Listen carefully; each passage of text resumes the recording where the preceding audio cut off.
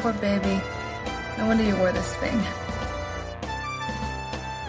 I think we need to reboot. Ah! That does not count as a kill. Yes, it does. You pass! Welcome to The Good, the Bad, and the Sequel. This is the movie podcast where we're talking sequels, and we do it in two parts. The first, an interview with an actor or someone involved that made the film worth watching. And the second, a discussion of the sequel, what they got right, what they got wrong, and how it could have been better. Really hope you enjoyed last week's interview with script supervisor Daniela Sayani. Man, talk about somebody that started in editing and what she went on to do. Boondock Saints, Big Fat Greek Wedding, Suicide Squad. Great chat. So go back and make sure you check that out. But man, I'm so excited because this was just cutting it close that we almost didn't have anybody for Friday the 13th. And luckily, I'll introduce him in a second. He busts his hump, and now we have like a bunch lined up. So that'll be a lot of fun for coming months and for next year. But yeah, so Jason X. Jason goes to space. Everybody else went to space before this. Leprechaun, Hellraiser. Why not Jason? And I can't wait to talk about, yeah, they all went to space before this. Wait, Hellraiser went to space too? Yep. Oh my I think goodness. in the fourth one, yeah. So I can't wait. That groan was my co-pilot on the sequel watching journey, Jamie Riccardi. Jamie, how are you doing today? Well, you know, Doug, I've seen now, I think after this one, I've seen all the Friday the 13th. This was the last one that I haven't seen. Yep. And I wish I could say I saved the best for last, but by far I saved the worst for last. Really? I mean, between this and Jason Goes to Hell, I mean, they're both bad, but this movie I did not like. And, you know, if we can group, I know we talk about like annoying characters in movies. This has just a group of characters that are so unlikable that I did not like the movie. Okay. Let me guess, you liked it. Well, no, here's what I'm going to say. And I'm going to be honest and upfront. It's watchable. I mean, honest, like, but the one thing I have to admit right now to everyone that listens and everybody in the entire world is I always shitted on this movie because I remember seeing the trailer and I remember like hating it because I love all the other ones really. Besides Jason Goes to Hell, which gave a shot at something, it just didn't work. There's so many characters in that movie that I was like, this could be cool. There's so much of it, like the body switching I didn't like. But this movie, I like crapped on. Like, I didn't even like give it a chance. I think I might have rented it once and threw it off. I could say now looking at the behind the scenes to everything, it's not great. It's ahead of Jason Goes to Hell, but to me, it's watchable. I like some of the kills in it and what they did with the movie. I think that's the thing I can't wait to talk to you about. Okay. So here's the problem. So, you know, the fact that it's part of the franchise is a problem for me because this is not a Jason movie. This is not a Friday the 13th movie. This is an alien in space. This is Aliens with Jason. Exactly. Like, you know, like you got the Marines. It's not a Friday the 13th movie. So like, that's probably my biggest problem. If we took it out of the franchise and just made it, listen, there's a killer in outer space on a ship, you know, it's a little bit more watchable, but to put it in that franchise when it's really not a Friday the 13th, I think that changes things. Now, granted, after listening to the interview, and I understand, you know, what they were trying to do with the special effects and everything else. Yeah, you know, I could see it being pretty cool. You know, and yes, some of the kills are cool, but it's just not a Friday the 13th. But it really is. What's really cool is like we got into it a little bit when I was talking to Daniela, but like the full picture behind the scenes. If you ever on a drive to work, there's like a 30-minute documentary with Sean Cunningham, his son, who is the producer, and the writer. Those are like the main people, Todd Farmer. And they just talk about how like they tried, dude, there was like 18 scripts for Freddy vs. Jason. And it never got greenlit. So while it was sitting there, they basically like purged that script a little bit, not the space part. And they were like, what can we do to make a Jason movie? Because he's been literally on ice since 93 because they didn't want to screw up the story. They couldn't do another one, really. Like, even if they wanted to, like, what the end of Jason Goes to Hell, Jason gets pulled into hell. That's what the end of that is. So wait, so this takes place after Jason Goes to Hell? Yeah. So this happens. So what this does, this happens like in the future. So what they basically leave for is that the fact that when Freddy vs. Jason eventually gets made, that all happened. So Freddy vs. Jason does not get affected because this movie takes place in 2009.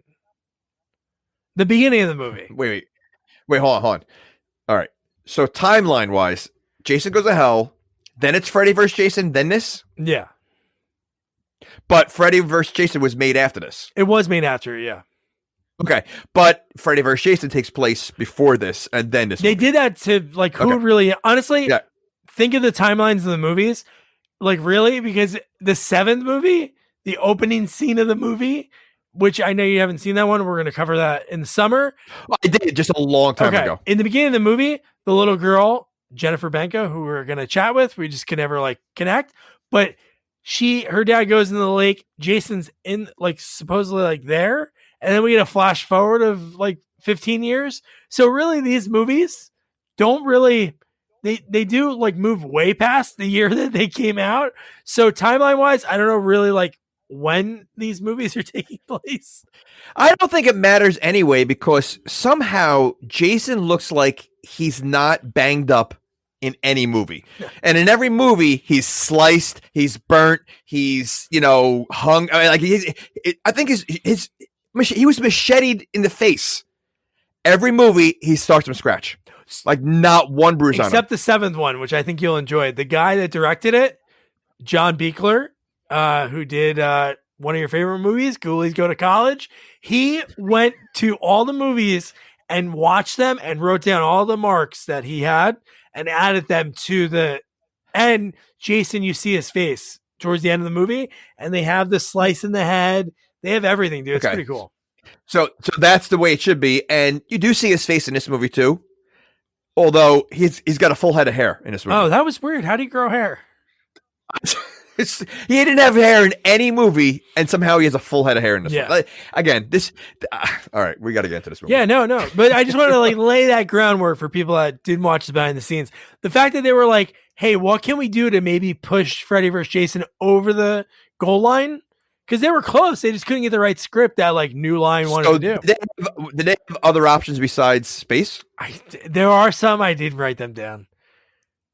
But they were all had to be in the future or different planets, sort of. Because they had to go. They couldn't mess with that timeline. Yeah, but I just feel that if you ask me for 10 options for Jason, and I understand we've done the Crystal Lakes how many times, I think space would make the top 10. I'm sure there's listen, put him on a train. You already had him on a boat. Put him on a train. Wait, so Under Siege 2, but with Jason. Why not? You already had him on a boat. I mean, I think that would be more enjoyable than having him in space. No, I think, how about if you just took him out of Crystal Lake? Like, what if he, that's what I mean. Not even on a train. I mean, like, what if because he never has that. He only has this thing of killing the campers, like killing who's around. He went to Manhattan for 5 minutes. He did for 5 minutes. But what I'm saying is, it'd be great if in one of the movies, because they never brought final people back except in the first or the second, and they killed her right in the beginning.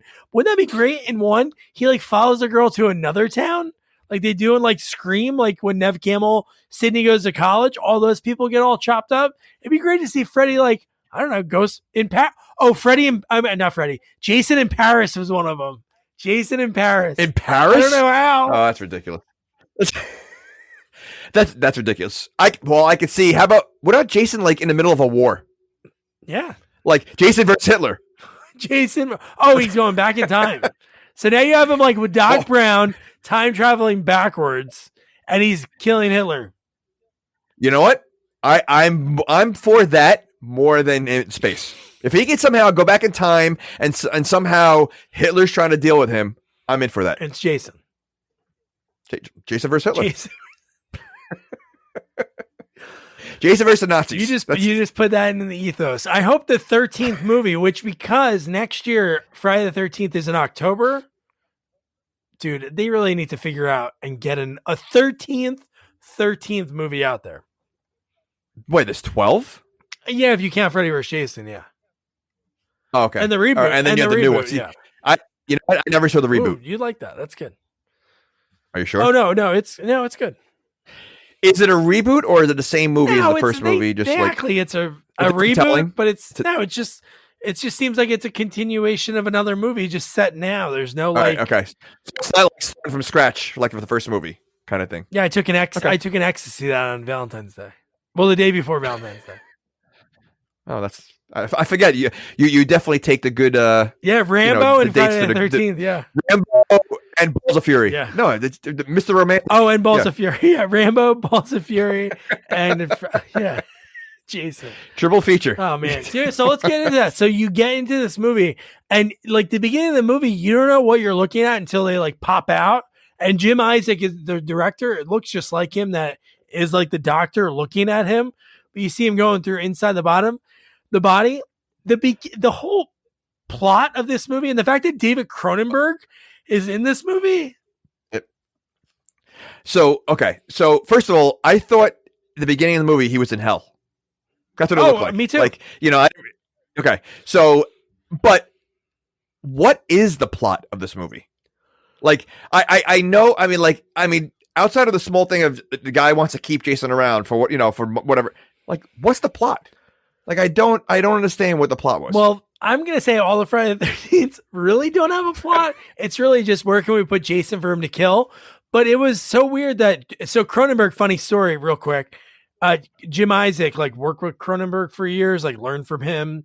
And he said, hey, can I use your crew for this movie? He goes, yeah, but I want to be in it. And I want to have a really cool death, which he does have a cool death.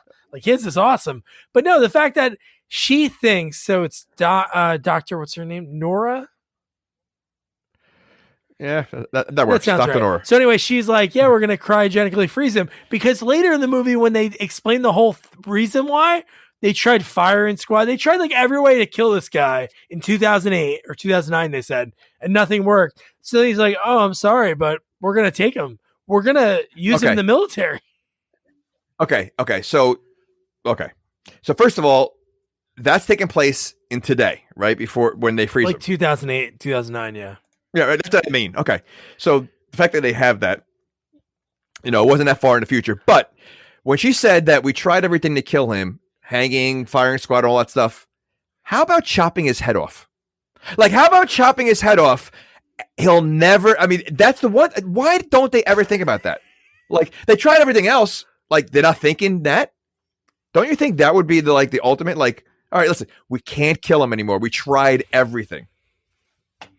Chop his head, not even just chop his head off, just chop every limb off, put them in different parts of the country, and they're not going to find each other. Well, they do chop limbs off in this movie, and he does come back. So, but okay, why would you have to chop off limbs if you're chopping his head off? Well, you never know though. He could still do maybe it still works without it. He's a zombie, remember? After 6, he became a zombie. I'm willing to try to chop his head off and see if he's going to be alive than to say you don't know if that's going to work. I think that's the ultimate that not one person thought of doing. They were like, let's fire at him. Let's hang him. Lethal injection. He's dead. It's just not working. And they say like drop him out of an airplane or something. Drop him. Well, again, which the worst scene in the world. Oh, it was like, okay. I didn't get that now. It was. Yeah. I think that was in the trailer. Right. I think that's what I didn't like. Was it in the trailer? I think that was. Oh, you know what? I think you're right. I think it was in the trailer, and that just made things. All right. Yeah, no, that's true. I'm getting angry now. Yeah, I don't want to get you angry. It's Friday the 13th tomorrow. Come on. So Rowan, her name's Dr. Rowan, which I kind of liked her character in this movie, and I think her and KM, who was the robot, the android, they actually ended up right after this. There was a show called Andromeda that was on for like 4 or 5 years. They were both on that together. Like from this, they met, cool. And then they were on that show. Okay, but she's a doctor, correct? Rowan is, yeah. Rowan. and she just knows how to handle a gun later on. And well, we learned this. just, Olivia Munn could handle a gun. Like the Predator. That's my point. Like, it's like they never they somehow always. If you gave me a gun that looked like that, I think it would take me a good 10 minutes to figure out. Like, all right, where's the safety? Oh, you're talking about the end. Yeah, like, I think you're talking about in the beginning when she has a shotgun. Yeah, at the end, she grabs a random space gun and just goes, "Yeah, it's like riding a bike." And then somebody says, "What's a bike?"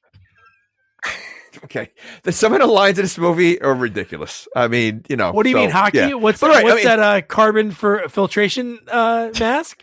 Oh, it's hockey. It was banned in 2024. It's so stupid. Well, I think they were like, "What is that?" Yeah, like they were like so surprised at what they saw.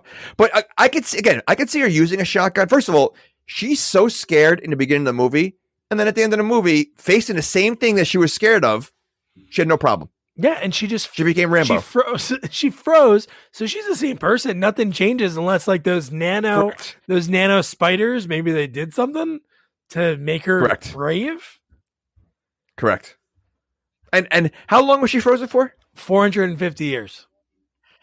No atrophy. Okay, I guess probably the spiders helped that. Oh, and okay, we're not at the frozen part yet, I guess, but. I have a problem with the frozen part also because Jason, first of all, somehow slices right through that thing, but there's a hole in there, right? So there's a hole. So would that machine work? Because everything that was frozen in there would come out when they're trying to freeze them, like the air or frozen air. So like, I don't think it would work. Yeah, I think that's why when it was like, what a way to go. Like you... We can talk about that now. We can just go back to the Cronenberg part. But the fact that she gets him in there, she like coerces him after he kills everyone. And she tricks him sort of, right? She hides. And for some reason he looks in there. She hides. Yeah. Shotgun blasts him into there. Gets this psychopathic killer that I think they said had 200 plus kills under his belt. And she's going to gloat and look in the glass.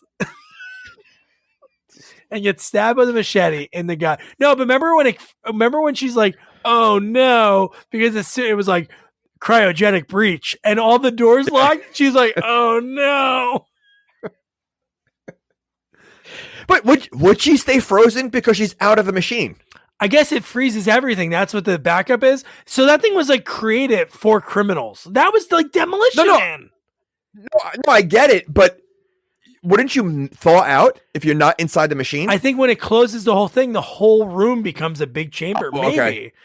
Yeah, but nothing else was frozen but her. Well, no, I guess the stuff over him was kind of looking frozen in there. But I just thought about Demolition Man. This movie is Demolition Man. It's this and you know what? You're right. It's that and Aliens. Oh yeah. Well, yeah, basically. They don't freeze. No, not freezing, but I'm just saying the movie itself. Could you imagine if she woke up 450 years later, and the first thing they say, like, some guy's waiting there with a clipboard, and he's like, "Hey, you really screwed up this Jason thing's 450 years ago. Here's the bill." like an Alien's like, Jesus Christ. You know what? It's funny. You I forgot that happened in Aliens. Amazing. No, so to talk about the Cronenberg part. So he plays like Dr. Wormer. And when he is like telling Rowan, like, "Oh, the plan now is we're going to keep him. We're going to use him as a soldier that can live forever and can't do any, can't die." And the best is when he goes, "Don't worry, his man can handle it." And the guy's like, "Don't worry about it, ma'am." And I love that how about the room that Jason was in? It was like a empty office floor, like big ceilings, all chains. Like, why are there chains hanging everywhere? But you have one guy at a desk. Isn't he at this point though? He's dead. He's been even though he keeps coming back alive. Yeah. So like, see, and why are they leaving the mask on him? Well, look what's underneath it. No. So you're saying ugly people should have a mask? Should everyone should be issued a mask? So if you're ugly, there should be a law that you should be wearing a mask. A beautiful person mask. Who's gonna tell the ugly people that they're ugly? I don't know. Don't tell me.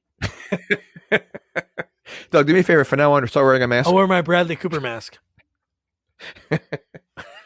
But yeah, I mean, like, so they have him. Like, I mean, in reality, he should not be wearing a mask anymore. I don't know where he should. I don't know where he should be, but he shouldn't be there. I'd rather have him in like again, he can't drown. Wouldn't you put him in like a tank or something? Okay.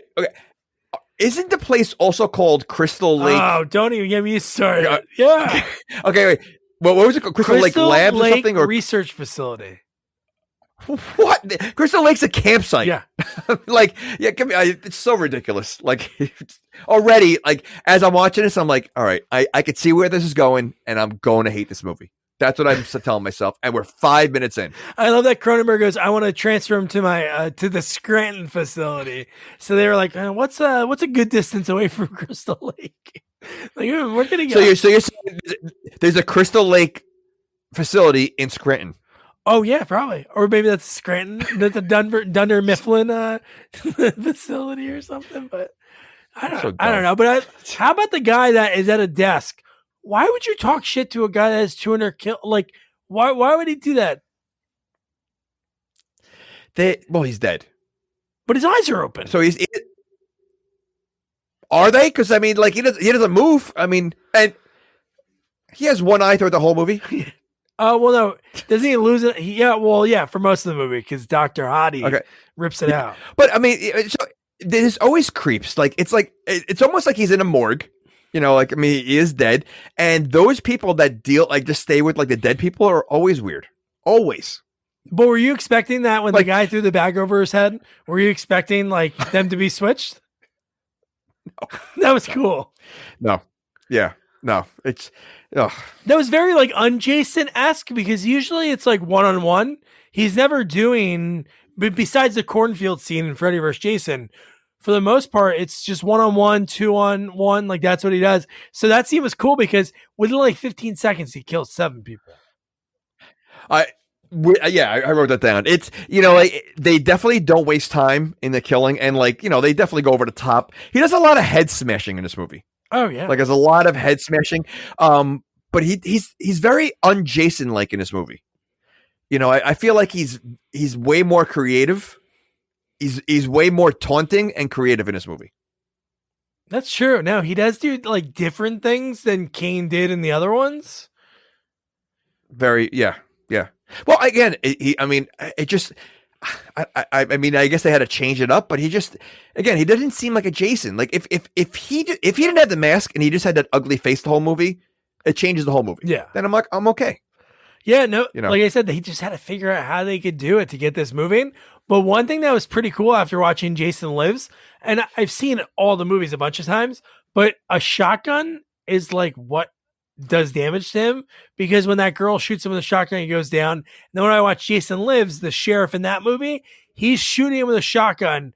He's falling over every time. And then once he's out of bullets, he uses his handgun and Jason folds him backwards, like, within seconds. So shotguns, and they continue. Shotguns.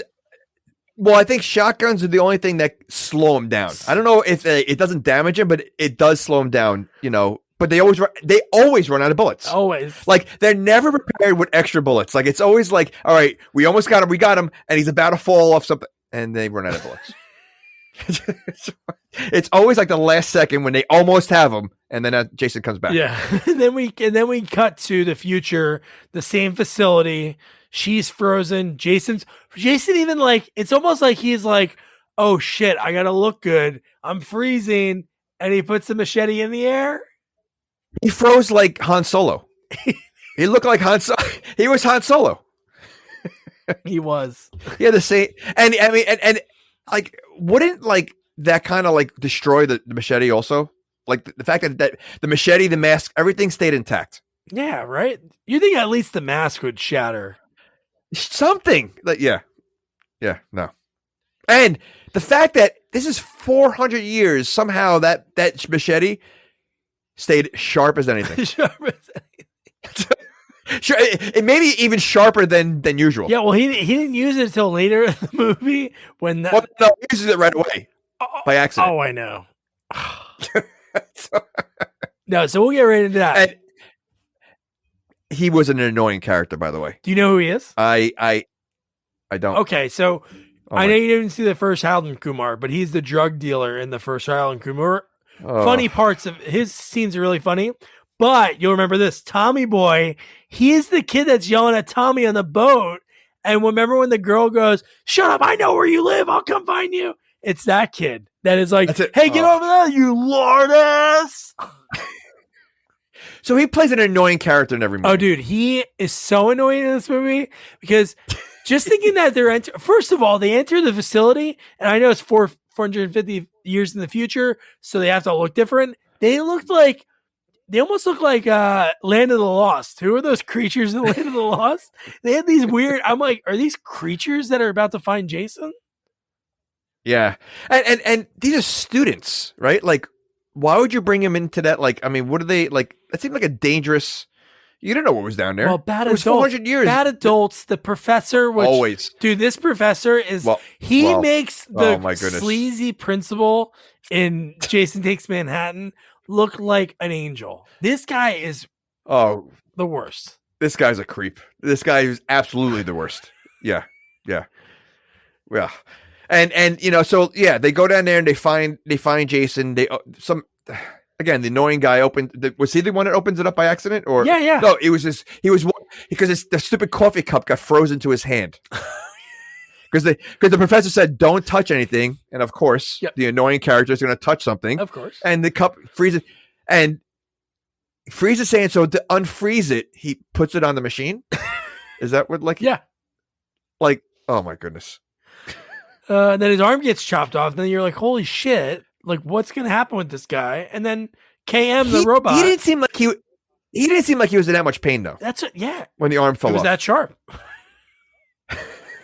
So you think it was so sharp that it was just like almost like a paper cut. So sharp, so fast, and so cold. So maybe really cold does the same thing as really hot, and it cauterized it. And then that girl right away, there was no blood. Yeah, no blood.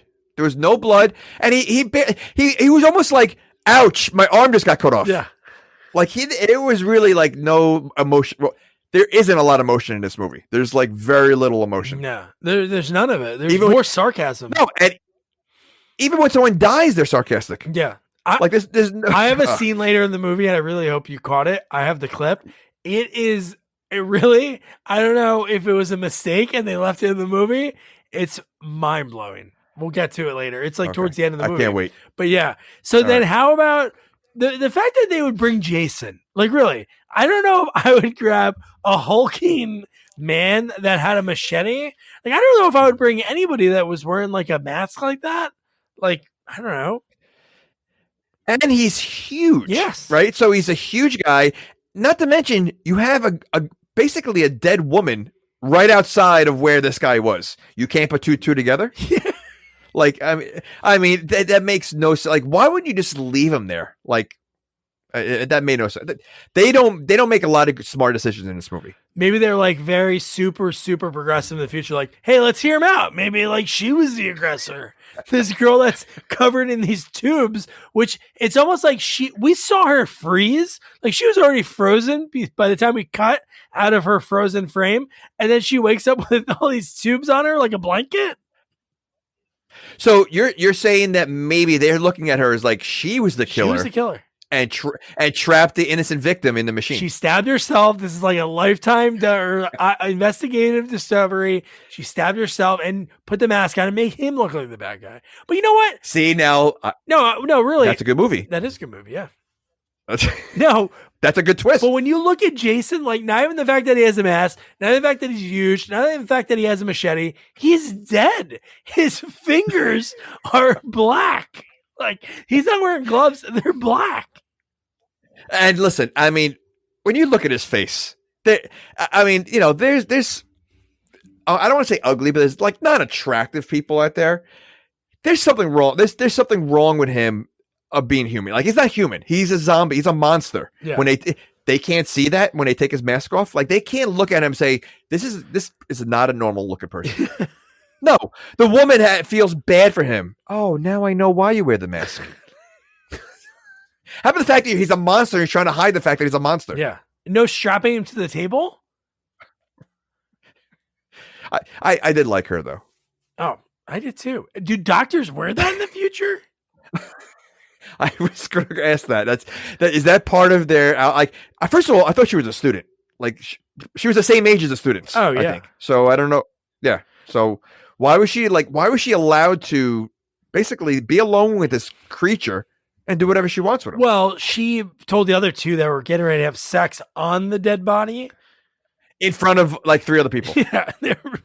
So it was like a room full of people, and they were getting turned on by a dead monster next to them. Yeah, I don't remember her name. I was trying to look at the credits right now, but I guarantee, and this is going back to other episodes that we talked about her, but she's very Pete Sampras wife-esque. Like, she looks like her. I really thought at first, when we first saw her, I was like, time-wise, like that's what her age would be around that time. Like, yeah, right around that time, like late 90s.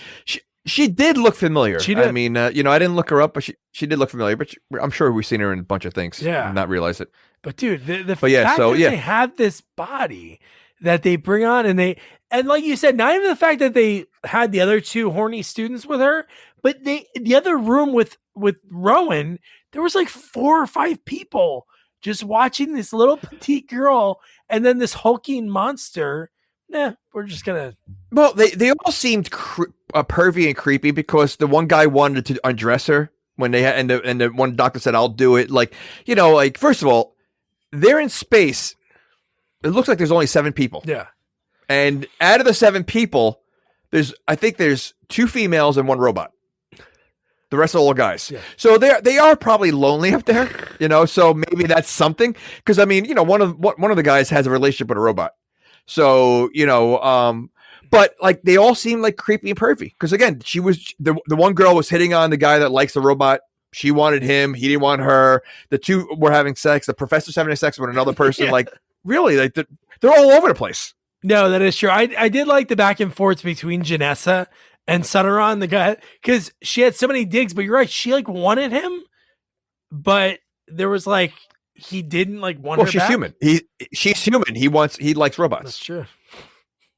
I mean, and I didn't realize she was a robot at first. I didn't know until she spoke a little bit. Well, I was unsure, but then her nipple fell off, and then I realized, okay, then yeah.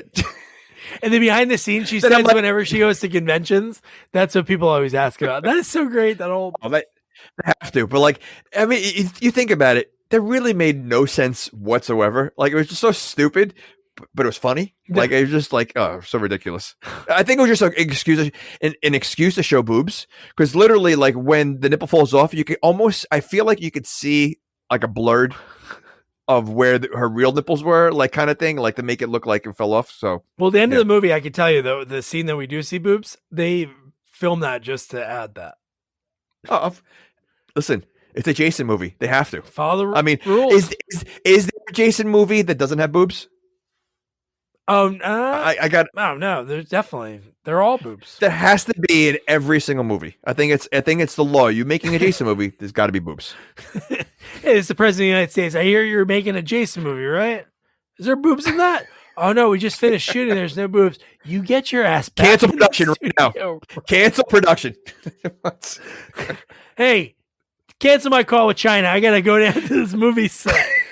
I'll put my boobs on camera. God damn it! But do you think that counts? Like, if there weren't any boobs, but there's man boobs, do you think that would count as like? Would that make it? Not that you want to see that, but I'm just saying, would that count? Straight to DVD. So, all right. So man boobs go straight to DVD, but other boobs go right to theater. Right to the theater. Want to shop Walmart Black Friday deals first? Walmart Plus members get early access to our hottest deals. Join now and get 50% off a 1-year annual membership. Shop Black Friday deals first with Walmart Plus. See terms at walmartplus.com. So nano spiders, they can do a lot. They put a guy's arms back together, and then also it can sew clothes, because on the girl, not only does it save her, it puts like a chainmail dress on her. A new outfit. Yeah. They gave her a new outfit. Well, I mean, later in the movie, we see it does a lot more than that. So, I think it's almost like a 3D printer. Yeah. That those spiders that basically could create whatever it wants. Anything it wants. Because that's anything. That's really what it because what it does later on makes absolutely no sense. None. Why can the computer? It's 450 years into the future. The computer does whatever it wants, I guess. Yeah, I guess. So it's like Hal. It's like Hal on steroids. Yeah, it is. One line I loved was when Rowan started waking up. And she's like, vital signs are normal and strong. Right after, and then she punches him in the face. Okay, so I think we kind of touched this. She's sleeping for 400 years. She wakes up as if it was a quick nap. Well, I guess that's what it'd be, right? Her mind. What do you mean? Would you know how long you sleep? No, but your body. No, you know, we discussed this in Aliens because we said the same thing. Yeah. Like, would your mind, but the fact that like she basically just, I would think 400 years. It's like you haven't walked in 400 years. I don't care. Fine, you're sleeping in that zone, but your muscles haven't moved. Oh yeah. Like you there's no way you'd be able to punch the guy like she did and like get up and like act like nothing. No, that is true. So again, so she's the same age. Same age, but also wouldn't you be freaked out? Like you're waking up 400 years in the future, you're on a spaceship. I mean, like, so mentally you would think that you would freak out. Exactly. Like at least with Ripley, she's already in space. She's, she knows she's in space. This is like going from your normal everyday life, on Earth. And now you find out that Earth is gone and you're in space and you're not freaked out about that. Like that is true. Yeah. That's one thing I didn't even think about until now. It's almost like in a movie when somebody has an amnesia and they're not like crazy about certain things. Like, whoa, what are you doing in my house? Like, oh, hey, do I know you? Right. That's so you would think. I mean, you would think that mind wise, like you would need time to like adjust what's going on. Shit, she should have like some kind of outburst. Like that's not just a punch. Like she should be going crazy for like 15, 20 minutes and then they calm her down. How about the fact that she's got family that are basically 400 years ago that she's never going to see again? Like, all right, I'll live with you guys. I don't know who you are, but this is my life now. Like she was so calm with everything. Yeah, I don't know. Totally fine with it. And wouldn't you want to like, since there's the internet, like the other guy, when he's having the phone call later, he's able to like look up. Oh yeah, they're able to like Google, get information on Jason Voorhees later in the movie. Wouldn't she just be like, oh, how'd my family do? Or like something, nothing. Questions. She had no questions whatsoever. Like, what do you guys? Does she even know what they're doing there? Like, I don't think they even talked to her. Like, what are you guys doing? What's what's nothing? It was like, all right, I'm accepting what it is, and that's it. I'm accepting you. They were all staring at her, like they were looking at her, like she's like an animal in a zoo, and like no problem. Yeah, Dorothy reacted more in The Wizard of Oz. She did. She had more to say, but God.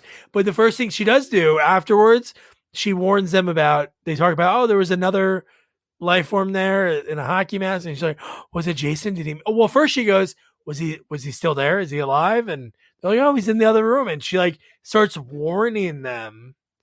Well, she didn't know that they had him yet. I think they talked about it because then she finds out later on that he's on the ship. Oh yeah, she goes, she didn't know she was on. Yeah, he didn't know that she was on. Yeah, you're right. So she talked about him like he was a murderer and all that stuff, but she didn't know until they mentioned it, and then she said he's not dead, and she goes, "I need to see proof." That's what it was. So yeah. If I was her, wouldn't you want to be as far away from him as possible, knowing she knows he's clearly alive? Why would you want to go see proof? You know he's alive. Yeah. No, that's when she had like the ballsy. She turned to like John McClane, like in seconds. She did. She turned. I want to see this around. body right now. I want to see him laying on the table, and then we'll talk about that scene real quick. But here's what we have to talk about. I played in the intro, but the fact that Janessa, who I really liked her in this movie, I thought she was a great character in this movie. Her sassiness towards Sonoran, and I think her outfit was awesome. Like the costume in this movie. The future has some rad clothes, but I don't know, her and the professor, because I hated that guy. I knew he'd be that sleazeball. That was a sleazy scene. It was almost cringy. Like it was cringy, and like I wasn't sure at first if it was going to go in that direction because, she was obviously, it looked like she was just trying to raise her grades. Yeah. And I thought he was going to part of me was like, he's not going to fall for it. But then I'm thinking, this is a Jason movie. This is a Friday the 13th. Of course he's going to go for it. and so weird. But that's why he's worse than the principal in part 8, because the principal in part 8 was like, get away from me. I don't want to do this. This one, the guy's like, I'm all in. And don't worry, I have my own purple lingerie. Oh, that was so weird. And that definitely was not the first time. Oh, like the way, exactly. This is like something that's been going on for who knows how long. And yeah, wearing that outfit. Why? I don't know. Nipple clamps. If listeners, we were at sequels only. I don't know if nipple clamps have to be that wide. Like, should they be like a little tiny? Like, just grab it. When she brought that in with the wine, I'm like, those are clamps? And I'm like questioning where she's going to use them. And they really show you her using them in like full detail, like twisting and pinching like there's no tomorrow. Like he must have like 5-inch nipples. Because the way those things are huge, and the way they were using them. Yeah. They went to the actor like right after that scene. They're like, hey, I have his name right here. They're like, Jonathan, Professor Lowe, I'm so sorry. The camera wasn't on. We have to do that again. I'm really sorry. Should have pulled not that hard this time. And then they go, okay, rolling action. And it's like, oh, sorry, we have to do it just one more time. Like, I would hope a scene like that is like one take, because that's going to be weird. No matter what, it's like it's very weird. And you're wearing a dress the whole time, a purple lingerie thing. But what do you think the interview process was for? Like when they're casting for that, they're like, all right, not bad reading for the role now. Can you, take your shirt off and let me see your nipples? And nope, too short. You got it, the next guy. And we got it down to 3. We got one guy's like 5 inches of nipples. The other one, they're not as long, but they're pretty strong, Jonathan, we want you to do this part so bad. Oh, I love the script. This is great. Whoa. Why are page 36 to 41 stapled together? Oh, those are super secret. Yeah, don't read them until we get to that part. Listen, we can't find anyone with big nipples. I heard a rumor that the janitor, Bob, has really big nipples. Let him. He became the big nipple guy in Hollywood from that day forward. And you know what? He didn't have to wear. You know what? They didn't have to show the robot's nipples. That would have worked. That would have worked. Although this went to the theater, right? So they had to add that other part in. They're like, son of a, you think you're going to go in the theater with this? Oh my God. But here's what I got to ask you about. So the Friday the 13th movie, when all of the sequels with Jason, he comes back just to kill. So this is the first one. Obviously we see him like he gets electrocuted to come back in 8. It's 7. Telekinesis brings him up. 6, a bolt of lightning. 9, eating the brain and then going to the bodies. In this movie, sex, like knowing sex happens, makes him so angry that he starts to bleed and wake up. That has to be it, right? Well, no, I thought he was thawing out. He was thawing out, but the timing of it, that we were cutting to the guy on top of the girl. No, I know. I just think that it was. I don't think that's what did it. I just think he was thawing out, and he's zombie. So at a certain point, first of all, do zombies even have? Well, I guess they do have blood. I mean, like, how does that work? Like, do zombies have blood? It's like red blood like that? They have like motor oil. Yeah, he has red blood. I don't know why. Yeah. Yeah, like it was like real blood. So, well, did they take out his eyeball at this point? The eyeball's gone already. The eyeball, yeah. Okay, so the eyeball's gone. So, yeah. So here's the whole scene, because I think this is like one of the. I would say this is one of the coolest kills in the franchise. I think it's really cool. Oh, there he is. That's not gloves. That's black hands, right? No, those are gloves. He's wearing gloves. So Jason bought gloves one day? It looks like weightlifting gloves. It looks like weightlifting gloves. But dude, with the fingers. Could you imagine being her? Like, really, you're going back into your thing, and look, the sex is what sex happens. He hears a moan, a groan, and he gets up. Maybe it's the heat. Maybe so much passion, and the heat just got. The fact that he just sits there, Ugh. like he just woke up from a nightmare. Like, imagine me and her, like, really, you don't know his backstory, but you know how scary he is. You look over and they're not there. Ooh. She kind of looks like the girl from Mortal Kombat. Oh, yeah, that's her. That's Pete Sampras' wife. That's the one, right? So she does look like her. She really. Like he's copping a feel. He's copping a feel, by the way. Jason. Maybe he feels left out. Oh, this is like the greatest kill. The fact that they use this, see her face freeze. Oh.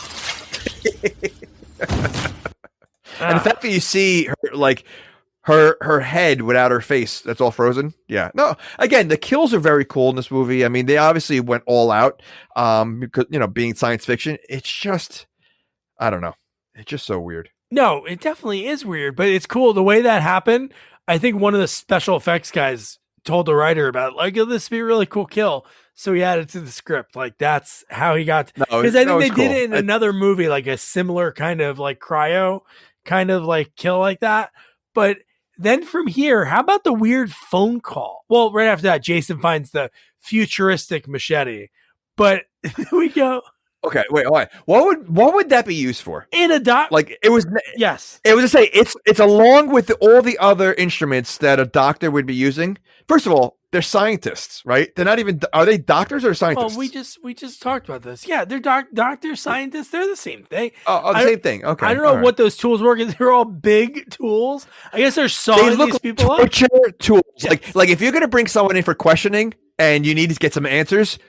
You roll out that mat that has all the weapons in there, and that machete would be in there. Yeah, that's like cutting off fingers. That's what it's Dexter for. would have that. Dexter would 100% have that. Yeah. Wouldn't it be a great Jason movie? Like, just spitballing here. What if he was like? What if that was the plot of this movie? Like, the people that were on that ship, that's what they were doing, like harvesting organs, and then Jason ends up like, even though we're seeing the people die. As a watcher, you're kind of rooting for him because they're actually bad people. That would be good. That would be good. Or how about a crossover of Dexter versus Jason?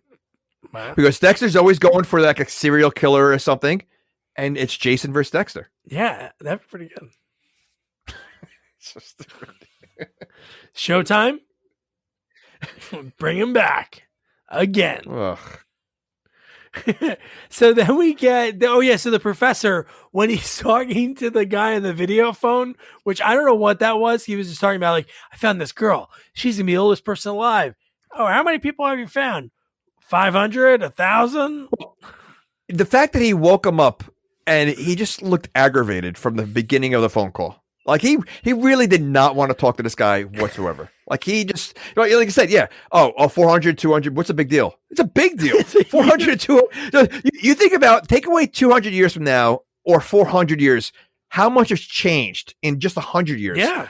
That's a big, like, yeah, that's not a big deal. It's no big deal. 250, whatever. What about the other body? What about the other body that's on there? He's like, Jason Voorhees. And the guy's like, Jason Voorhees? And then he's like, yeah, that's a slasher. And he's like, yeah, I could bring up some money. And then in my head, I'm like, where do people live? Like the fact that he goes, oh, rich people pay a lot for that. We don't know anywhere else. Like, where do people live? Mars? And well, the guy, when he called him, he looked like he was like sleeping in a pod. He was like a small little, yeah. So like, yeah, I mean, where are they? First of all, what planet are they on? Because they're on Earth too, right? Or there is an Earth 2? There is an Earth 2, yeah, which we don't even see, yeah. No, we don't see any planet. Like, what are they on? Like, yeah. And why are these students in space? That's where colleges are, because there's no, I don't know. That again, there was no like really, like the fact that would be a cool movie too. Like, what if they're like, oh, they sell it to some rich guy, and they think we're gonna hunt this Jason. And then he goes back at them.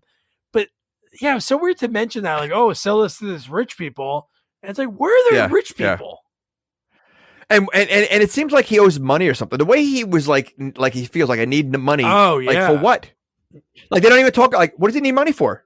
Like what? Like it was. It was weird. It didn't make sense. Gambling debt, something we could have like at least known as the audience. Like, what are his stakes that he's gonna like risk?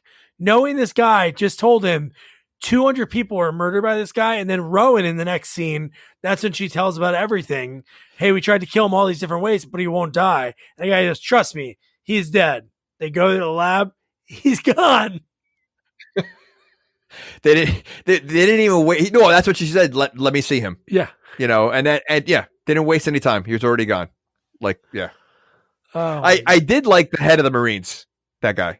Oh, yeah. He looked like Lance Reddick. Like, if you know Lance Reddick, who's been in a ton of yeah.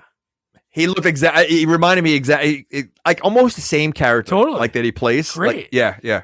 But he was good. He was a pretty badass. And I thought he had a cool part, like in it. Just that he stuck around for, like, he was there throughout it, because you like felt that when he like went to the professor's like, hey, I need him to be alive. Can you make sure you?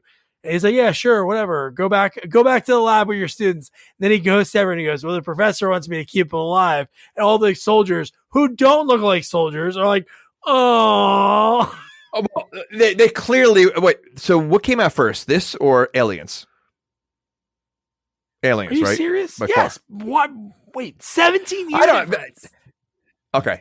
So they clearly were trying to do like an Aliens with the Marines, like the same characters and everything else. Oh yeah. But you're missing.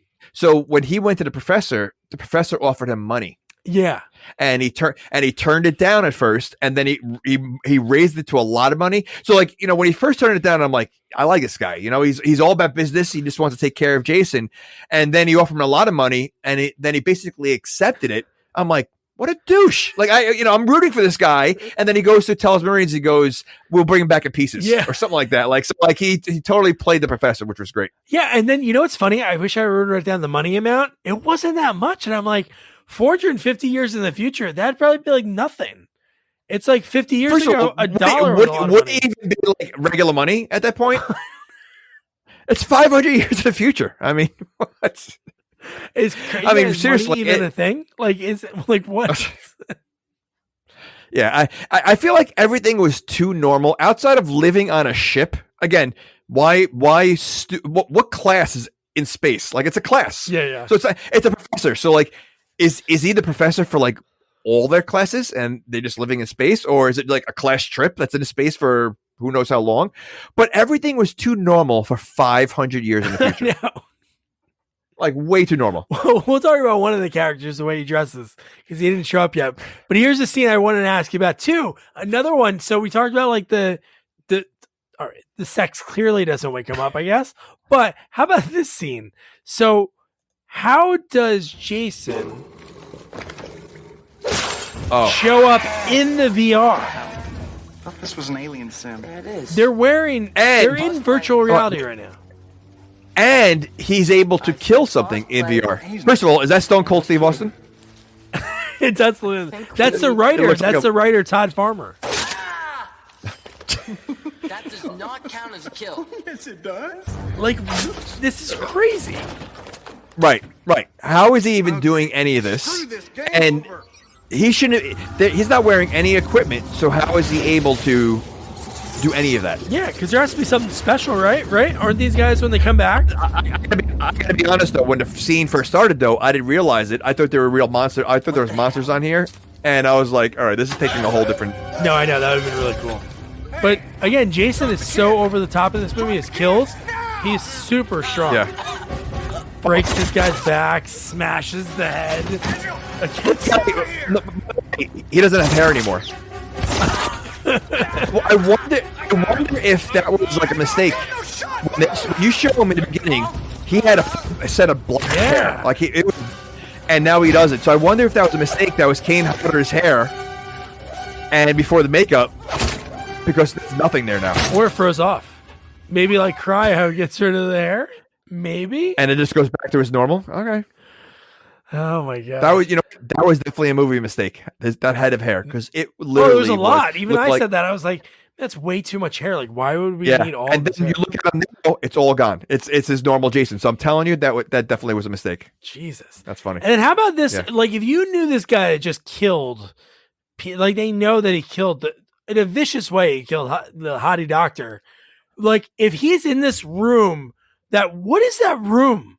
The room that they go hunt him in with the chains hanging, the ginormous hook like fishing hook for humans is floating around. Or actually, it reminds me of the thing that hooks the guy in Beetlejuice in the Death World. Remember that old guy that's in everything? Well, I mean, for how big is the ship? Because there's a lot of they're running around the ship the whole time, and again, Jason knows where to go exactly every single time. But like, first of all, if you're in 500 years in the future, don't like basically every corridor have like a door that like closes. Like, not here, nothing. There's nothing that stops them. There's like rooms, and it just like it seems like it's a huge ship, but I don't think it is. Yeah, no, it looks because the little shuttle that they were in to go get the body was small. Correct. But the thing was big. But I was just thinking of this room, like, what was the purpose of that room? Was that like the cargo bay or something? But if you know that he's in there, lock the doors until you get wherever you have to go. Why do you have to hunt for him? Yeah, that's true. Yeah, but his machete can go through the doors. It went through the other doors. True. So listen, again. Chop his head off. There's no problem. No problem. If they threw that, if that woman's face shattered like that with that acid or whatever that was, throw that on his face and break his face. I mean that, like, you know, like, no, let's just try to take him on like a human being. Yeah, makes no sense. How about the guy who looks like a Vietnam vet? Crutch. Yeah. How about him? And I'll talk about the line that he says later because it's the first time we're seeing him. Do you remember what he says later in the movie about the war that he was in? No. He goes, "Kid, you should have saw the bodies and the limbs in the Microsoft war." He does not fit the mold of any character on this show. He was Frozen 2 from 1967. They picked him up from Nam. That's what he should be in this movie because that's the way he's dressed. Oh, that's what I mean. But he doesn't fit like, if that's not, okay, that makes sense. If that's what happened, that makes sense. But he does not belong. First of all, he looks like the biggest creeper. Like you have a ship filled with young students, you know, good looking girls and everything all around. And you have this creepy guy who's clearly not paying attention to anything. You know, what's his role? Like he's the engineer. Security? He's the engineer. Okay. But he doesn't even pay attention to what he's looking at all because they had to call him a few times and he wasn't answering. I know. But he just doesn't fit. No, and he looked familiar too. He was in a bunch. How about the guy? I'll mention him real quick because we don't really see him die. But how about the pilot in the beginning of the movie when they're like, "Ooh, we found a female," and he's really creepy, and then he goes, "God, I'm lonely." He's in a bunch of stuff in like he really like creepy roles, but no. And then the engineer is sitting there on his computer, and we see Jason in the reflection, and the guy shoot at him, Lance Reddick, that guy. And Jason just goes away and he goes, I guess from there, he's right near the cargo area because the way he kills the people in that area is, I don't know, like but again, he knows exactly where to go. He knows where everybody is at all times and they can't find him. Like you have a hulking zombie who's clearly walking slow, who doesn't know the ship's layout whatsoever, yet they can't find him, but he sneaks on everybody else. He's like, it's like he's in a video game and he has like map. He can see everyone on a map, but they can't see him. That's really, he acts like Rambo in this because wasn't there a part where like someone came down in chains that he strung up on chains or something like that? Like someone he killed, he like which is very un-Jason like because he doesn't, you know, once he kills someone, he kills them. He doesn't like leave them around for someone to see like that. And like he literally is like Rambo. Like he's in the dark. He quickly kills someone from behind and then goes back in the shadows and no one sees him.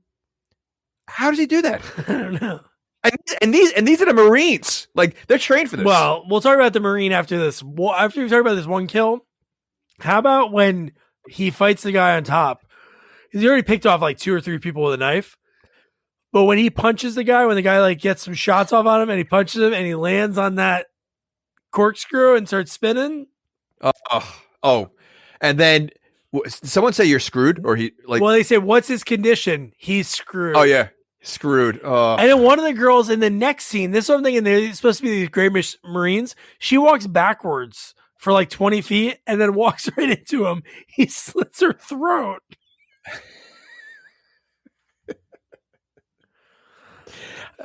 And no one hears him. No one hears him walk at all.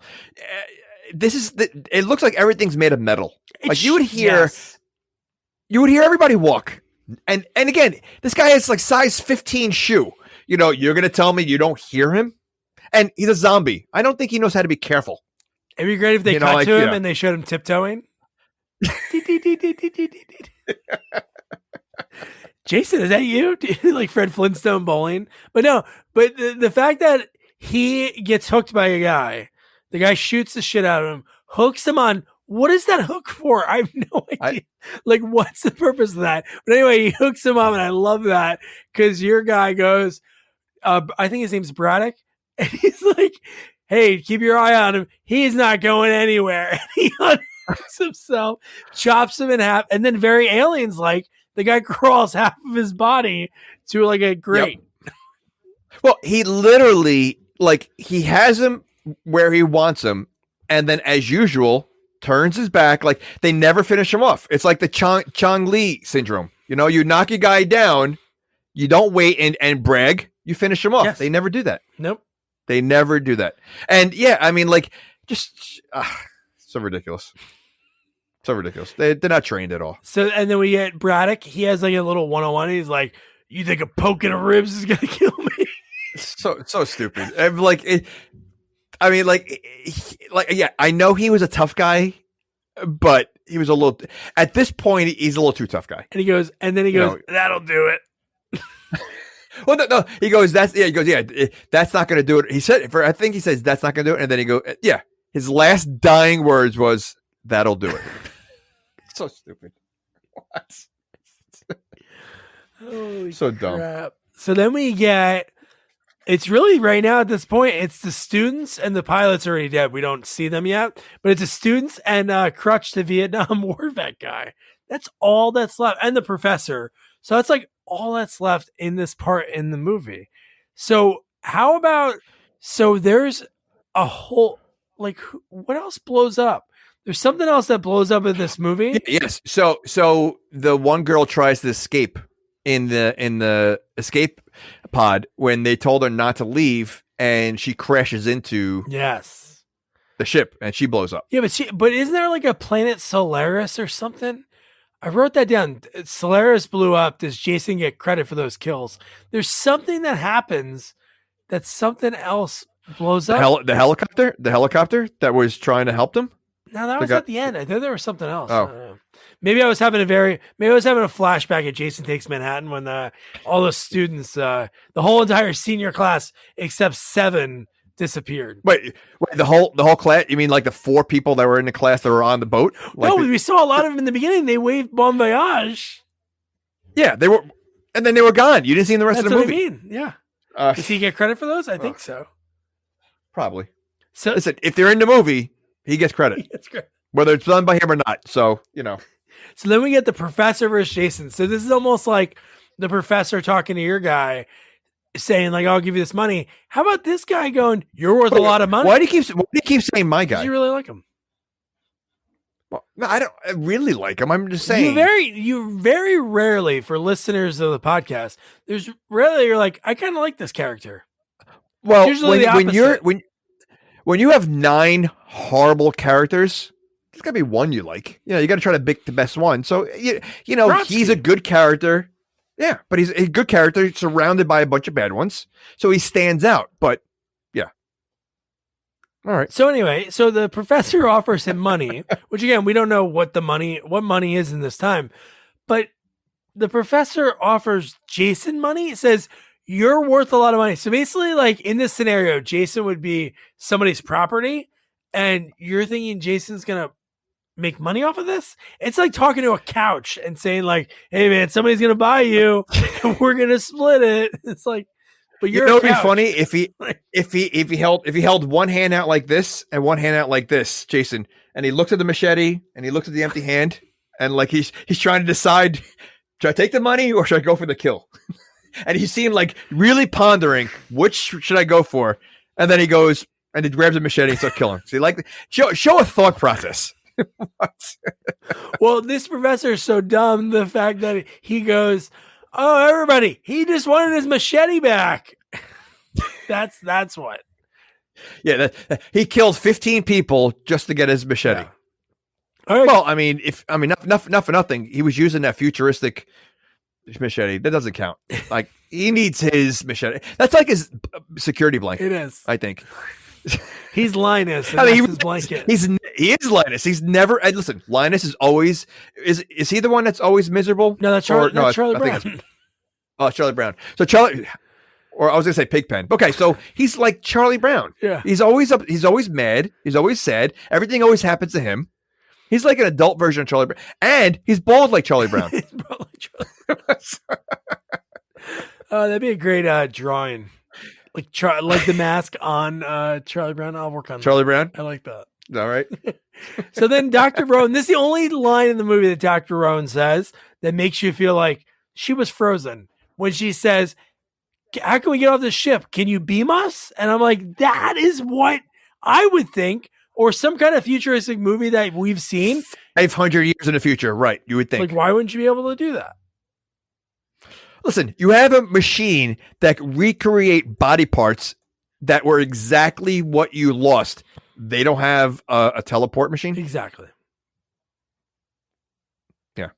They should have that. No, 100%. Of course they should. Yeah. And then we get the guy, we get Sonoran making out with this robot, which is weird because you create that thing. It is very weird. Very weird. It's because, it is a robot. Clearly, you see it later on, So, like, does it? I'm assuming it has lady parts, but it's all metal. Is it? Right? I don't know. Well, when she meets her fate, don't you kind of see like robot? Oh, yes, like you stuff do see robot, underneath? yeah. So, just weird. First of all, he reminded me of who did he remind me of? I wrote it down and I forgot what I wrote down that he reminded me of. He reminded me of some actor, and I can't think of it right now. But yeah, it's just so weird. Yeah. No. Robot sex. Robot sex. It's got to be in it. Maybe that's the new rules of the 2000s. Robot sex, you're going to the theater. Yeah. So weird. So weird. So in this movie, we have a teacher sleeping with a student wearing purple. The teacher, male teacher, wearing purple lingerie, and then a guy having sex with a robot. Yeah. Okay. It is Jason X. It does. So does that mean it has to be more weirdness? I really had to go this in my head, and I want to Google this, but there's got to be a porn parody of this. There has to be. Of Jason X, you mean? Yeah, just Jason X. It's gotta be. If not, maybe we gotta make one. I don't think that's the rule because I don't think there's an American history XXX. Oh, could you imagine American history XXX? That would be like torture porn. Oh, no. That would be like yeah. Oh man. Yikes. Oh man. So then we get at this point, this is when they're trying to figure out like how can we get out of here? You would say there's an XXX Men? No, I think that's gotta be.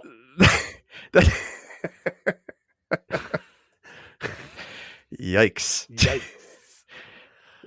Oh man. So then we get them trying to figure out like how can we get out of here? And then they figure out like, oh, the shuttle, which makes no sense. Why wouldn't they have thought of that? That's what they took to get there. The entire time, that would be the first thing they should have thought of.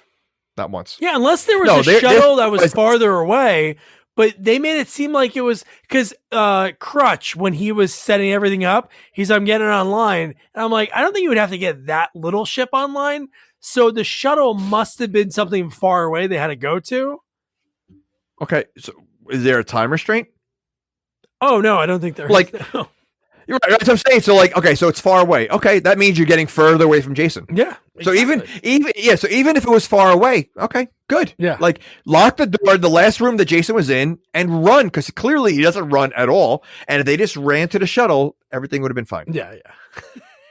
They're clearly not bright in the future. No, they're not. And the only bright part was Crutch when he borrowed the other guy's sweatshirt to wipe off the pilot's dead blood from his headset. He used that just to put that on. Oh, great. So stupid. And here's another huge question that I have that has to do with Crutch, and it's a very short scene. Do you know what I'm going to mention to you? I'm not sure. Okay, so his death. So this is his death scene. Okay, I am going home. just listen. Whoa! Oh shit! Why does he laugh? Why does he laugh? And Jason would never do that. He would never do Jason that. No, would- I get that. But why would he Okay. laugh if he saw a guy that he knows is dead, like head on a stick, pretty much? Well, maybe he thought it was a prop. When he goes, ah, Well, listen, he died laughing. he did. He did what he's always loved. Crutch.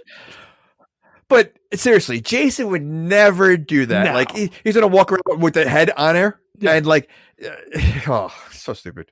It was so stupid, but I had to watch that over and over again because I'm like, why would he laugh? Wouldn't you be like, oh, this dead guy, I know this guy's dead. How is he alive right now? Yeah. No. God, he gets killed, and then that's what causes the girl to panic, whose boyfriend died. We didn't even mention they were like just not having sex. Jason sliced them up way early in the movie, but she panics. She starts driving, but the fuel line is attached, so she crashes into the ship. See, this is the explosion I thought you meant. Yeah, but I was thinking there was more people that died in some scene. I don't know why I wrote that. I wish they did. Really? Well, not in real life. Oh, okay. You know. No, I meant like really. Do you really wish I remembered it? Yes. Oh, okay. Oh.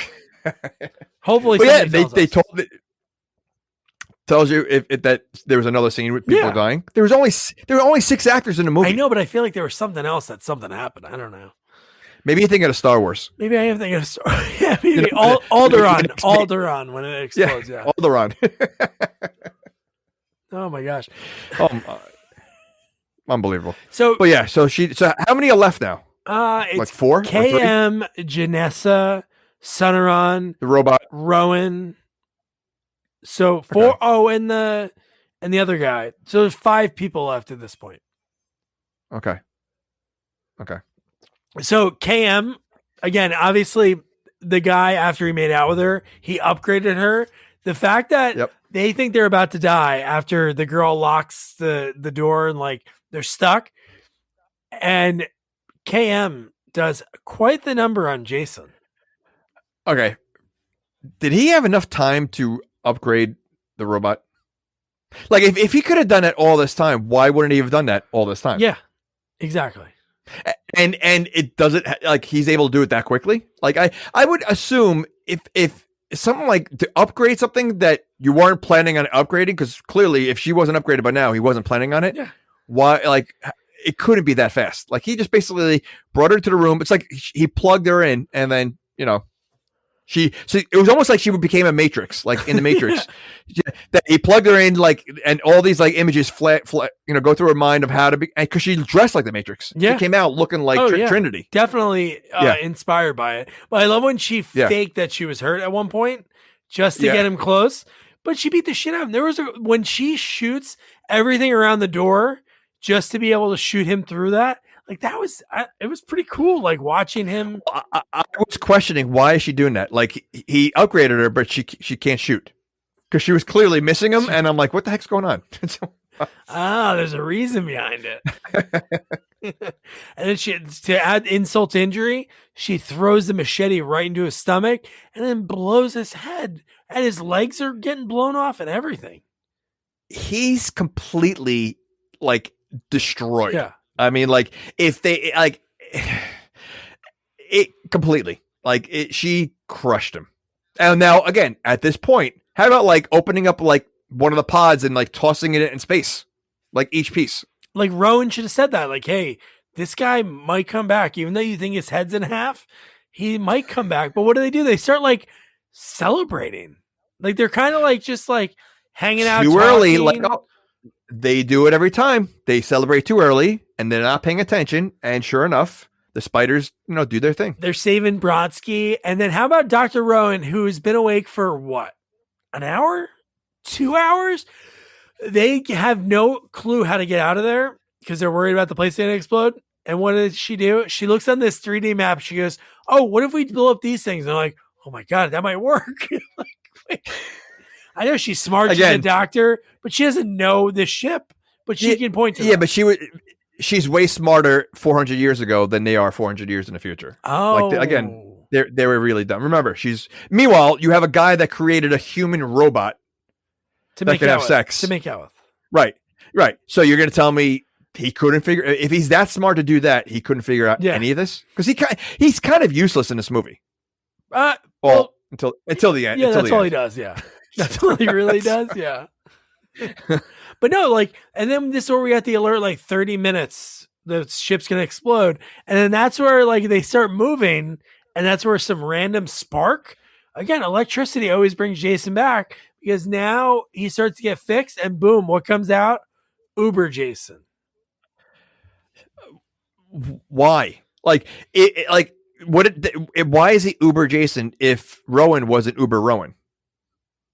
Like outside of the chainmail, why wasn't she Uber? Well, this is like kind of crappy that they do this, but they, instead of like actually have an exposition like that you could read, they showed the computer screen and it said like not enough organic materials. And it said, I don't know if it said like the word swapping, but it's basically like going to substitute with something. So that's why like all this metal was getting put in him because he didn't have a face. But no, I get it. Yeah, I absolutely hated Uber Jason. It just took Jason so out of the mix. It's almost like making a mockery. I mean, it was making a mockery of the whole franchise. No, definitely. Like I hated it. It mask looks so like, I mean, again, if this wasn't a Friday the 13th movie, and he's a killer and like that war mask, whatever, and then he made this cool mask, fine. But it's Jason. It's like Jason's not Jason unless he has a hockey mask. No, I know. Kane said everybody was scared to look at him on set with those red, eyes. Whatever, yeah, red eyes. Their eyes. I was trying to think, what do you put those? I don't wear glasses, so I don't know. What are those called? Contacts? Contacts. Red contacts. And there's eyes. You have two of them. Two eyes, yeah. But no, that whole scene, but I did like KM when she's like, I think I can take him. And she goes to like punch him and he's just all metal. And she goes, you guys might want to run. And he punches her head off. Well, he's done that before. He has that move. He has that one uppercut that punches the head off. That's in his the second one he did. in his repertoire, yeah. But I love how the guy that created her is carrying her head around him. Like he made Rowan go back and get her. Yeah. The head. So yeah. And the other guy, he had a really cool kill in the movie. I can't think of it. I wrote down his name. Oh, Waylander.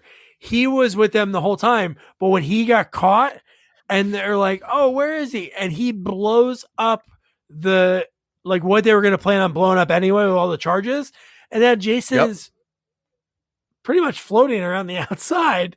And then this is where he punches a hole into the wall and then that sucks out Janessa, which she could have got like a better kill because you didn't see anything.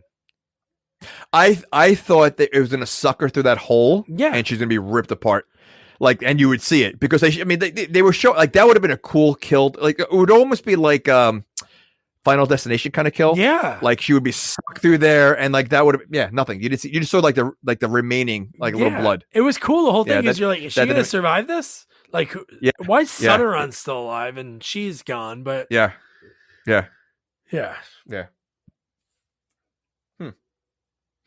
And then is this where we get the Crystal Lake simulation? We will get to that, but how about her final line in the movie? Her final line is, "This sucks." Oh.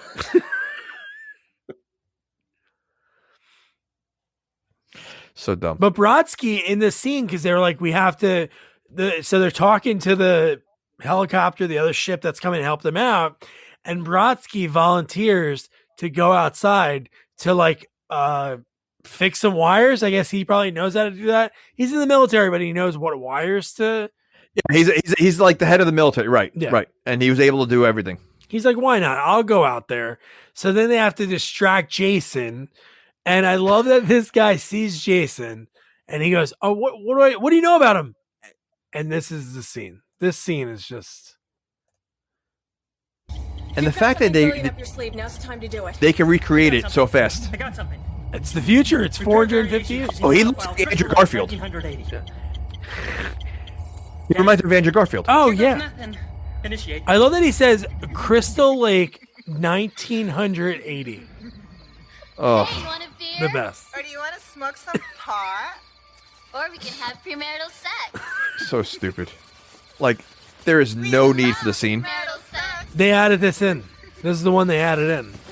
But I love that they get into the sleeping bags for him. And the kills that he does in this made me laugh. Oh. Because there were That's ones so, that like- he did in part 7. I know. He slams and into, the reboot. he slams her into a tree, right? The one in the old movie. Like, he swings Yeah. it, but like in this one, they make it very comical. And they're making like positive sounds. They're not like screaming. They're like, oh, yeah. It's like he's having a pillow fight. He's swinging it like a pillow fight. Done with the campers. Wow, he's good. It's too good. He's coming back. Oh. So bad. Unreal. So bad. Like, really? The fact that he's killing all. And he's able, so like he doesn't know anything about Jason except for what he looked up, and he's able to recreate the exact environment. Perfect. But he didn't know how to escape the ship. No. So this guy is so smart. He can again create a robot that looks human that he can make out with. He can upgrade her in a matter of seconds, and then recreate a whole environment of Jason's upbringing. Yeah. Without ever seeing it. Yeah, that sounds right. Wow. Okay. Oh my That makes sense. And then right after this, Brodsky fixes it just in time. And then this one makes no sense. So they all run. They're like on the ship that the guys there saving. I love that guy. He's like, hey, man, this place is about to blow. I'm going to leave you. Like, he's like trying to leave the whole time. Wait a second. So before you even get there, so I just thought of something. So we were talking about before, how did Jason get into their game when they're fighting the monster? Yeah. Because he wasn't wearing anything. He's not wearing anything for this one either.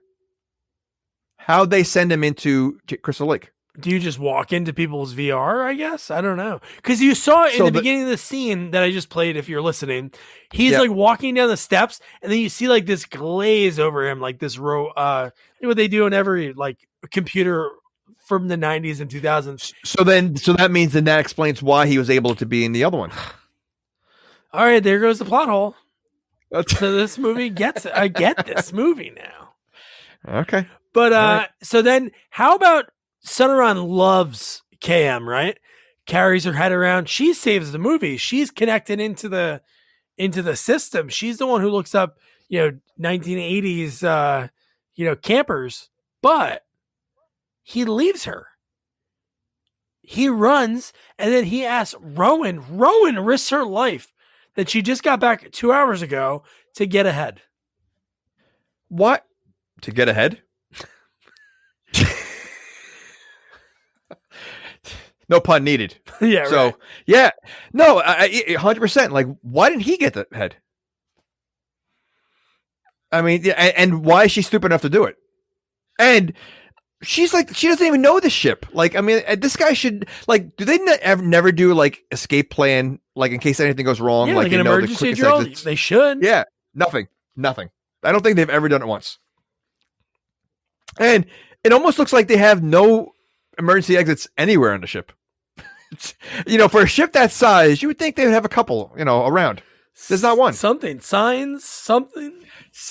There's not one sign. Nothing at all. Not one sign. So then we get like a little one-on-one. It's not as much as I obviously want it, but it just went right from them about to fight to them flying through space. This is so dumb. Like, so They dumb. must have cut something out because I don't know if they would really just want it to end like that. There must have been a fight and literally, the movie just ends. Well, like, you see a shooting star. Now, that was Crystal Lake. Was that Earth 1 or Earth 2? Because you're telling me that Earth 1 exploded, it's not viable, and what do they do? Throw it through a 3D printer? Yeah, right. And they recreated another Crystal Lake on Earth 2. No. So dumb. So what was the blooper you said? The blooper of what? Remember you said there was a mistake? Oh, that was the mistake was the kill. Having Crystal Lake. No, I was saying the kill of the guy laughing at the head. It almost seems like they left that in and not tell him like, hey, we're going to show you this perfect mold of the professor, the actor Jonathan. Why would you laugh? And I love that he laughs and goes, oh no. Well, maybe he was high. He looked like forever high. He was Vietnam War vet that hangs out at the VFW. Yeah. 100%. Yeah. That was him. So, but so it was weird how it just ended. So I wonder if, I wonder if there's an alternate ending. They had it planned. Maybe, but that was Jason X. Jamie. 2 questions I want to ask you. It's Friday the 13th tomorrow. Like, what is a Friday the 13th? Obviously, part 4, I know you love. Is there any other in your favorites that you go to sequel wise? I do like 2. Yeah. I do like 2. Baghead? I like 2 and I like Jason Lives. Yeah. So I would say Jason Lives part 4 and 2. 1, one's a good story, but there's no Jason. Exactly. So it's like, but 2, seeing with the bag on his head and just like how like it starts, I think is great. I think 4 is by far the best one. And Jason Lives was always like a favorite. Like I always like Jason Lives. Yeah. 4 is the best. I would say because we've covered it. It's the best one, but fun ones 6, 7, and 8 because 6 definitely because of the music in that movie. And which one's 6? Jason Lives. You gotta go by name. No, Jason Lives. Okay, yeah. That's the one that's so fun. They have the like James Bond intro, and I don't know. Yeah. The intro is so cool. The lightning bolt starts it, and you get what's his name from Welcome Back, Kotter gets this punch through his stomach, and he dies. Yep. No, 6 was really good, and 7's which one's 7? The New That's Blood? what we're gonna cover in the summer. Yeah, that's a good one. Okay, I'm sure I'll remember it once I start watching it. I just totally forgot. Bernie Lomax is the adult villain in the movie. That's amazing. One day we'll get him. Yeah, maybe we'll get him on a podcast one day. Oh, I would love that. Oh God, I'd love to ask him about Side Out with C. Thomas Howell. I saw that. God, I love that. I saw that. And Peter Horton is the beach bum. I was going to say Peter Horton, and he played like a beach bum in every movie back then. Like he was that guy. Besides Children of the Corn, he is a beach bum in every single movie. He is. He really is. He's so great at it. So what about this movie? Obviously, you mentioned a little bit before, but after we talked it through, would you recommend somebody watch this Jason installment? The only reason and the only people that should watch it are people that are fans of the franchise. Yeah. And it's only because you got to say, I watched them all. If you've never seen Friday the 13th and you want to watch, you don't need to see it. If you've never seen any of them, I would definitely not see it.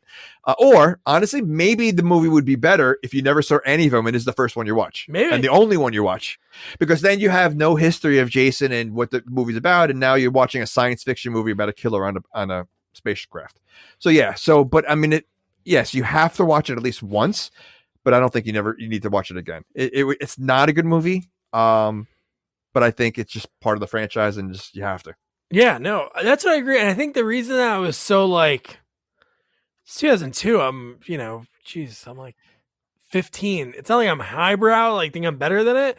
But I think because at that time, that was a spoiled time for horror because you were getting these new kind of teenage college slashers. So you had like the Screams, I Know What You Did Last Summer's Urban Legend, right. Final Destination. All these movies were coming out. And I think I was just like, oh, Jason, this is going to be awesome. I'm like, and I was just like but now going back, revisiting after what we do and talking to people involved and watching like the behind the scenes, for me, the fact that they were able to make a movie with this timeline that they couldn't screw up Freddy vs. Jason, so they wouldn't ruin that because that ultimately was so cool to finally come out, like only a few years after this. So I think, yeah, you gotta watch it. How once. did it do in the theater? Do you know how it did? Oh, did it make money? I think it did. I think it did okay. It did good enough to make Freddy weekend. Yeah. And then it probably just died out from word of mouth. Yeah, I'm sure it's did decent enough for Freddy vs. Jason to still get greenlit. Because I bet you if it's super bombed, but I think people are just so happy to see Jason come back. I think even now, any type of Jason movie would do well. Of course. Well, reboots are everything, now. But I think Jason versus Freddy would have been made whether this bombed or not, just because you're having two icons in there, I don't think it would make a difference. I think, that's what people wanted to see. So, and it's like Rocky, right? Rocky 5 bombed so bad that, he was able to make another Rocky after that because they still wanted to see, well, that's not a good comparison. That'd be like if he fought Clubber Lang again or something. Yeah. Then okay. So the movie, the budget was 14, box office 17. So if you add in on demand and rentals, still made money. That's not a big hit though. No, it's not a big hit, but it's still enough to be viable. You're not losing money. You're not losing money, but I mean, you made what, $3 million in the box office? That's not a lot. No, I know that. Especially for the time, when movies start, were big in Hollywood, and this is definitely, it's got to come across as a bomb. Yeah, and then what did Rotten Tomatoes give it? I don't know where I don't see that now. But when they did the reboot of the reimagining in 2009, that made 92 million. But it's crazy when you think about it. This movie, they were like, "Hey, we can make this all on a soundstage in Toronto." But you have to make everything, so that's what costs a lot of money. Like all that futuristic shit you have to make. How long in advance? What was the distance between the last movie and the 2009 one? Like, when was the last one before that made? Oh, that's a good question. Well, and the only reason I say that is because obviously, when again, it's like Scream, right? So Scream wasn't around for a long time. Now you bring it back. So, 2009 was the last Friday the 13th. So that was 6 years after Freddy vs. Jason. So 8 years after. It's still a long time. Yeah. It's still a long time. I guarantee you, if they made a new one now, and you're in the theater and all of a sudden you hear, and then you see the start of the trailer, people would go nuts. Hell yeah. So that's what it is. It's like bringing it back. So now is Kane Hodder still alive? Yeah, he is. Okay, so that would be cool. I mean, if they could bring him back and do another one. I don't know if he could do it. He's really old now. Dude, doing stunt work for all those years, it'd be so hard. I guess they could do the Texas Chainsaw Massacre and make him an older person, but I think you need somebody like the way Kane did Part 7. He was so strong in 7. In 8, he was more just wet the whole movie, and he was more calculating. But in the 7th one, he's so just over the top. But dude, even 2009, you got to watch that one because I think you'll like it. Dude, in the movie theater, people were going ape shit. Who played him? Who played 2000? That's a good question. Derek Mears. Derek Mears played him. I don't know what else he's done. I think he's a stuntman, but no, you'd like that one. It's pretty good. Okay. Good kills. I'll watch it. And the cast is good. Honestly, the guy that plays the douchebag in the movie, great douchebag. And remember this song? Remember Willa Ford? She sang this song Bad. She's in this movie. And she gets naked in it, which is kind of weird because her song came out 3 years before this. I might have to watch it now. You gotta watch it. So so that was Jason X. Happy Friday the 13th. So coming up, we're going to do something a little different because we are so lucky to be able to interview two great, legendary character actors in our eyes. And they have a movie coming out on video on demand on May 31st. It's called Deep in the Forest. It's a pretty cool movie because it takes what happens in countries like Russia and China, where they take people that report news that they don't like and lock them up. And that's what this movie is about, but it happens in the United States. So cool story. And the two people I'm talking about are Stuart Pankin, who from Mannequin 2, The Dirt Bike Kid, Honey, We Shrunk Ourselves, Not Necessarily News on HBO, and Peter Jason, who's been in friggin' everything. Deadwood, when I just talked to him just before me and Jamie recorded this, Talked about how he got Deadwood and man, 48 hours, so much over his career. So we're doing back-to-back interviews with them. So next week will be Pankin. And then after that, it'll be Peter Jason. So check out their movies, support them. And then the movies we're going to do, I think we decided on them. I think it's going to be Mannequin 2, On the Move. And then right after that, Escape from LA. And yeah, Peter worked a lot with John Carpenter. So I think this is like his fourth Carpenter movie after doing like They Live and Prince of Darkness. So yeah. I think I saw parts of it. Did you ever see it? No, but I know our buddy from Revenge of the Nerds that Bobby is in the movie. Well, I feel like if I'm correct, there's a scene where he's surfing. He does surf into LA.